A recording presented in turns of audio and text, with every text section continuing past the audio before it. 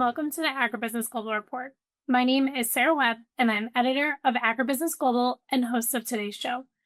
In this segment, I speak with Chad Johansen, Chief Commercial Officer at ISKY North America, about sourcing challenges related to crop protection products, how companies can contend with these obstacles, and more. Thanks for joining. Chad, thank you so much for joining me today. Getting started here first, can you tell us a little bit about yourself? Sure. So my name is Chad Johansen. I'm currently with ISKY North America, and we are a Southeast Asia-based manufacturer of sulfonated micronutrient components. Been with them for several years there, and came to ISKY really as an opportunity to get on the production side of agricultural inputs after spending the better part over a decade with a large industrial distributor. So I really wanted to broaden my experience.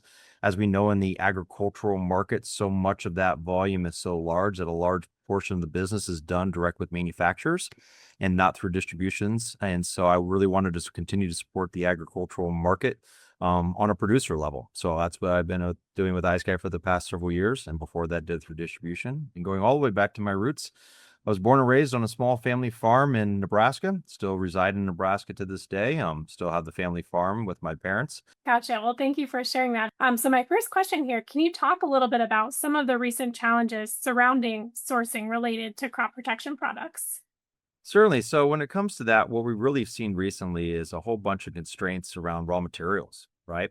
Some Mhm. products are becoming tighter in supply when coupled with current demands, with certain countries banning exports altogether of raw materials.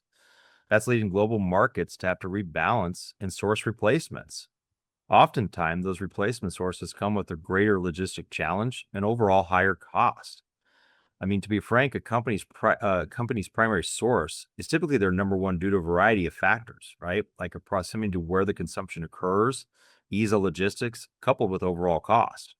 When those primary suppliers are no longer available due to political or supply chain constraints, the alternatives are not always well suited as they were what they were replacing.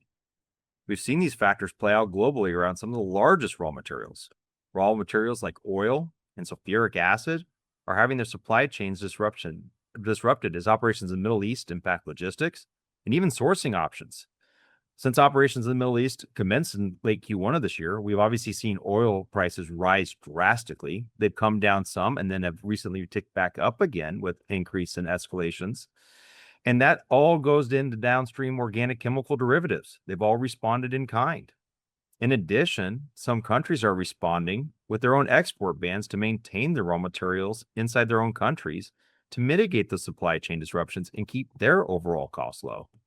We've seen China ban the exportation of sulfuric acid, along with Russia's export ban on industrial sulfur, which is a common precursor of sulfuric acid.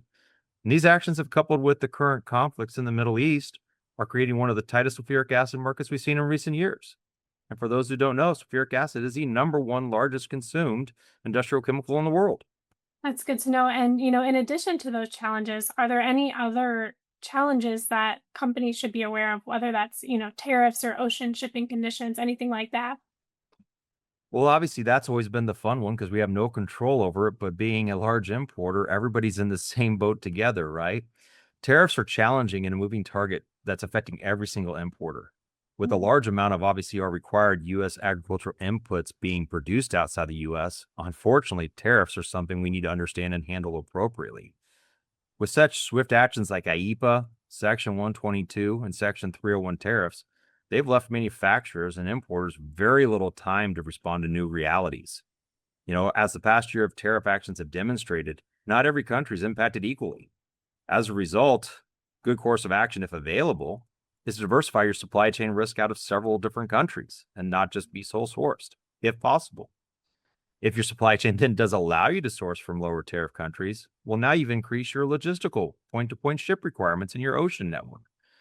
Currently, we're experiencing an earlier than normal peak season surge in retail orders. The normal time frame for this annual demand surge leading up to the holidays starts in August and concludes in late November. This year, we began seeing an increase in bookings toward the back half of June. As a result, we do expect an earlier than normal conclusion to the retail shipment surge, with many shipping lanes still constrained, like the Suez Canal and the Strait of Hormuz. Vessels are having to take longer than normal transit routes, which cuts into overall capacity.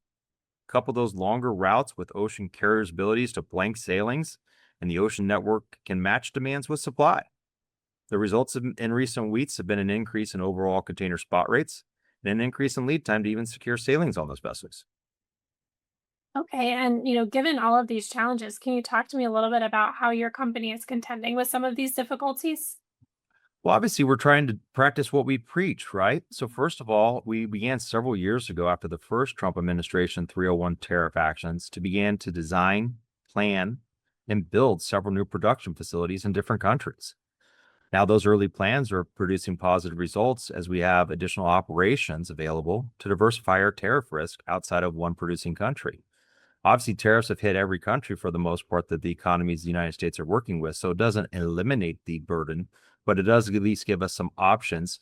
As we've recently seen with the new 301s, some countries are now at 10% and others are at 12.5%. At least if we can have that 2.5% delta, depending on some things, it provides a little surety of supply. Second, we've implemented a consolidated tariff schedule inside of our company for all of our produced materials, so we have an accurate record of any new tariff impacts. We've seen many changes over the past 12 months, from IEPO with their Annex 2 and exempt list to that Annex 2 being transpired into Section 122 to that list now being heavily modified in the new 301s.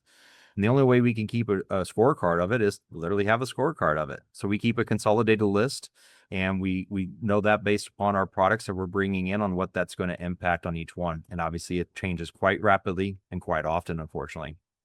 And third, obviously, on the ocean logistic network, we obviously have diversified our risk across multiple shipping agencies and across multiple different ocean carriers so that we can make sure that we have diversification in our supply chain, whether that's for diversification of our carrier rates or even for shipment schedules and integrity on some of our points where we ship to. Okay, and beyond that, do you have any other advice for companies who may be dealing with similar struggles? Well, like I said, it's worked well for us, and I know a lot of folks are doing the same. Obviously, China is kind of the big bad wolf when it comes to the current administration's targets, right? That's where we've seen some of the heaviest level of tariff actions. Unfortunately, I think U.S. ag inputs are over 70% sourced from that country. We've seen a lot of diversification from a lot of manufacturers, whether it's into the other Southeast Asia countries. We've seen a lot of impact on high energy prices in Europe. And so we've seen a supply chain constraint from European countries.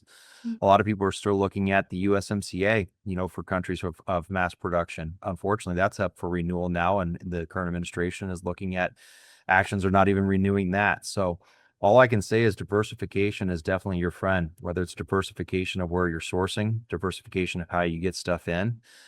It's our only kind of playing card in the current geopolitical politics. We can't control the raw materials, right? We can't control government actions of conflict zones, which are disrupting supply chains. The best we can do is make sure we have all cards on the table so we can play an even hand. Absolutely, well said. And thank you so much, Chad, for sharing all of that information. We really appreciate you being here today. Thank you for your time. Thanks again for tuning in to this episode of the AgriBusiness Global Report. I'm your host, Sarah Webb. Until next time.